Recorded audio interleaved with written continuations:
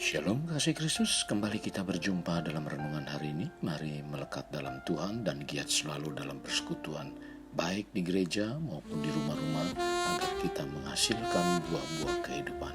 Kita berdoa. Bapa yang baik, terima kasih buat waktu dan kesempatan yang Kau berikan dalam kehidupan kami. Biarlah kami dipenuhi dengan kebenaran firman-Mu, sehingga firman-Mu menguatkan kami untuk kami melakukan kegiatan-kegiatan di dalam Engkau, di mana lewat kegiatan itu kami terus dibaharui, terus dibawa untuk menjadi dewasa di dalam Tuhan, sehingga kami menghasilkan buah-buah kehidupan yang menyukakan Engkau Tuhan. Dalam nama Yesus kami berdoa, amin. Melekat dalam Tuhan bertema pentingnya persekutuan.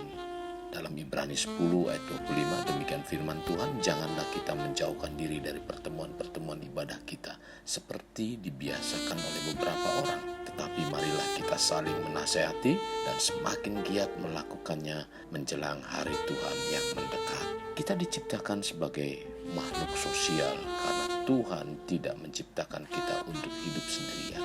Tuhan menghendaki kita berada dalam satu komunitas orang-orang percaya. Itu sebabnya penting dari setiap kita untuk memiliki pertemuan-pertemuan ibadah seperti persekutuan doa di gereja atau persekutuan di rumah-rumah. Di dalam kehidupan sehari-hari, kita pasti memiliki lingkungan pertemanan atau sebuah komunitas. Komunitas kita bisa lingkungan di mana kita tinggal, dari tempat kuliah, tempat pekerjaan, atau dari gereja. Tempat kita berkomunitas tidak semua berkomunitas yang baik.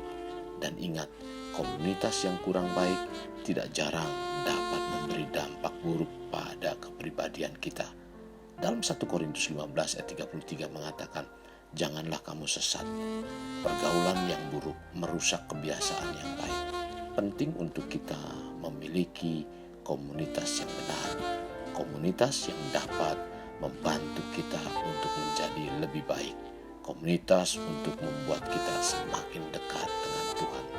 Kasih Kristus, kita sebagai jemaat bukan sekedar berkumpul dalam komunitas saja, tetapi lebih daripada itu. Setiap anggota jemaat seharusnya menyadari bahwa mereka adalah satu tubuh di dalam Kristus. Kesatuan dan kebersamaan orang-orang percaya di dalam Kristus inilah yang disebut persekutuan. Karena orang-orang percaya merupakan satu tubuh di mana setiap orang percaya adalah anggota tubuh itu. Maka orang-orang Kristen dituntut untuk hidup sesuai dengan panggilan mereka. Dikatakan memang ada banyak anggota, tetapi hanya satu tubuh. Tercatat di dalam 1 Korintus 12 ayat 20. Jadi, tubuh Kristus tidaklah terdiri dari satu anggota saja, melainkan banyak anggota yang telah dipersatukan dalam Kristus sebagai kepala jemaat. Kasih Kristus, kita yang disebut gereja, dan gereja akan bertumbuh melalui persekutuan jemaatnya yang saling mengasihi, saling menjaga, saling memperhatikan, saling mendukung, saling mengayomi, dan sebagainya. Mengasihi bukan hanya sekedar simpati atau dalam perkataan saja, tetapi kasih itu dinyatakan dalam perbuatan nyata.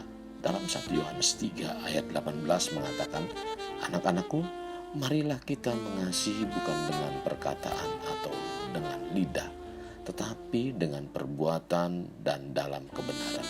Karena itu, jangan sampai ada kepahitan, kegeraman, kemarahan, pertikaian, dan fitnah di antara jemaat Tuhan.